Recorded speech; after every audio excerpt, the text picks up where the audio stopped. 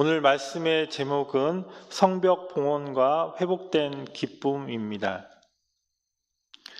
이스라엘 역사상 가장 감격스러운 예배를 찾는다면 바로 이 다윗이 이제 여호와의 법궤가 예루살렘에 돌아올 때 드린 예배였습니다. 다윗은 여호와 앞에서 힘을 다하여 그 법궤가 돌아올 때 이제 춤을 추면서 기뻐하였습니다. 이 다윗의 아내 미갈이 비웃었을지라도 이 다윗에게는 하나님이 임재하시는 그 순간이 너무나 소중했습니다. 이것은 단순히 흥분된 감정으로 드린 예배가 아니라 바로 하나님을 향하여 전심전력을 다하여 드린 예배였습니다. 오늘 본문의 성벽 봉헌식 또한 이 다윗이 드렸던 예배와 같은 감격이 있습니다. 무너졌던 성벽이 50일 만에 기적적으로 재건된 다음에 이스라엘 백성은 단순히 이 건축물의 완공을 기뻐한 것이 아니었습니다.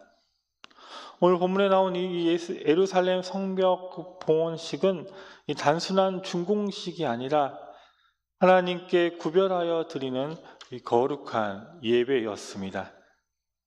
본문은 이러한 역사적인 현장 가운데 진정한 영적 부흥이 무엇인지를 보여주고 있습니다. 바로 예배는 준비된 자들이 헌신과 정결함 그리고 하나님께서 주시는 기쁨으로 완성이 되는 것입니다. 이스라엘 백성들은 다윗처럼 악기를 잡았고 또 찬양하며 몸과 마음을 이제 정결하게 하여 하나님께 나아갔습니다. 잃어버린 이 예배의 영광이 회복되는 순간에 그들의 기쁨은 바로 예루살렘 성벽을 넘어 멀리까지 퍼져 나갔습니다.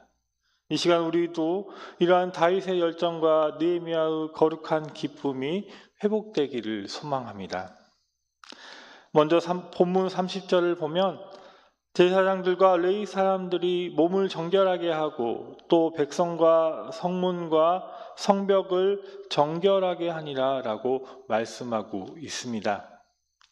이 봉헌식의 첫 번째 단추는 이 정결이었습니다. 여기서 이 정결하게 하고의 뜻은 이 불순물을 제거하고 또 본래의 빛나는 상태로 되돌리는 것을 의미합니다. 이것은 의식적인 씻음뿐만 아니라 죄로부터의 단절을 의미하고 또한 성화의 의미를 가지고 있습니다. 그래서 성벽이라는 형태뿐만 아니라 그 공간을 채우는 이 사람들의 마음이 먼저 깨끗해야 함을 우리에게 말씀해 주고 있습니다.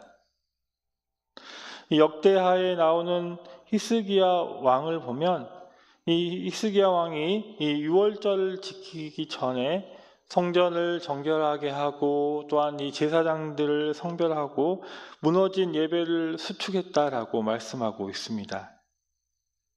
이렇게 이 이스라엘 백성들이 이 성벽을 이제 성결하게 한 것처럼 우리도 정결해야 하는 것은 바로 하나님께서는 이 더러운 그릇을 쓰지 아니하시고 깨끗한 그릇을 쓰시는 분이시기 때문입니다. 그러므로 우리도 하나님께 예배 드릴 때 세상의 염려를 가지고 그리고 죄에 더럽혀진 모습을 가지고 하나님께 예배 드릴 수가 없습니다. 우리는 항상 주님 앞에 나올 때 우리는 먼저 회개의 영을 입고 그리고 온전한 마음으로 정결한 마음으로 하나님께 예배 드려야 하는 것입니다.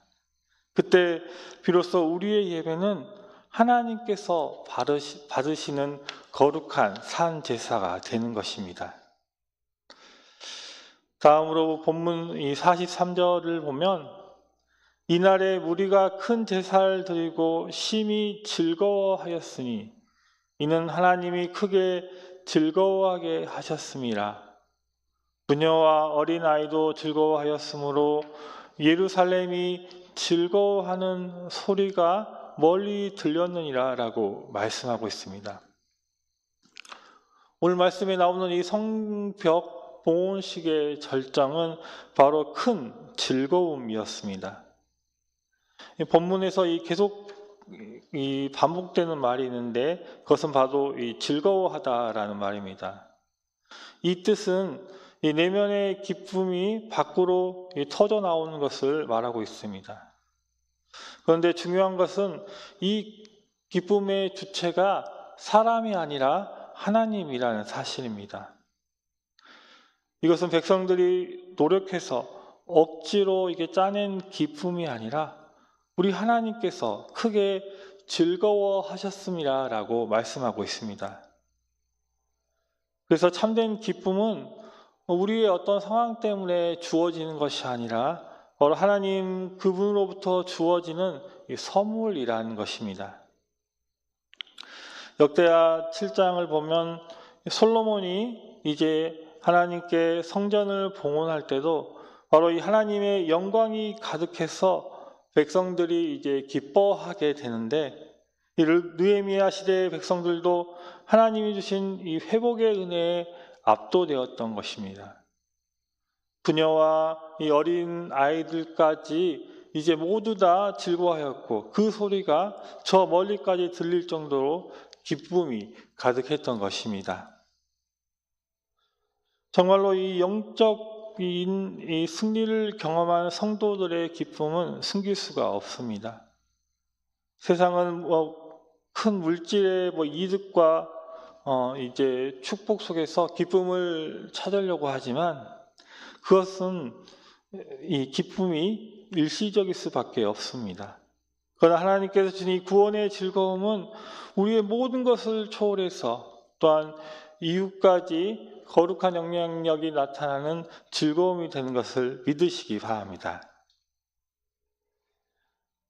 이제 마지막으로 이 느헤미야의 성전 봉헌식을 통해서 이 창된 이 성전의 완성에 대해서 말씀하고 있습니다. 이 무너진 성벽이 재건되어서 이 예루살렘이 보호받고 또 이렇게 거룩하게 구별된 것처럼 우리 예수님께서는 우리를 위하여 친히 십자가에서 죽으시고 찢기심으로 우리를 죄악으로부터 보호하는 영원한 성벽이 되어 주셨습니다.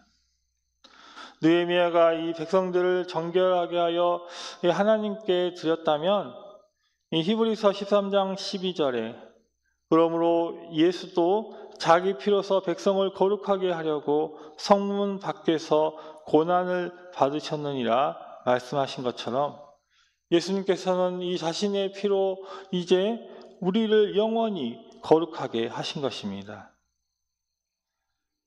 그래서 이 진정한 성전 봉헌식의 기쁨은 바로 예수 그리스도 안에서 완성이 됩니다.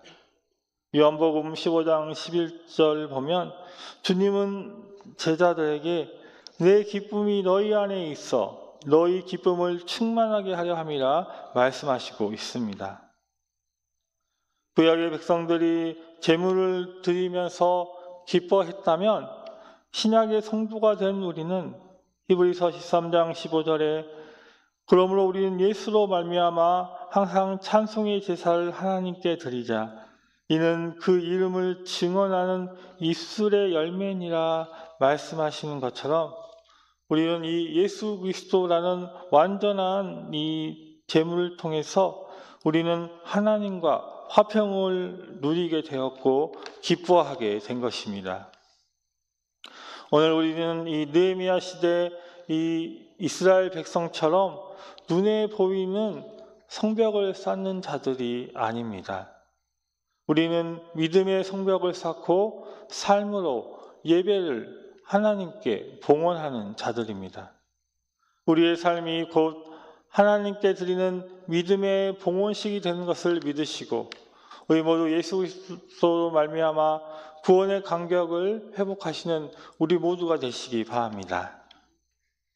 이제 말씀을 마무리하면서 오늘 우리에게 무너진 마음의 성벽은 없는지 돌아보아야 합니다.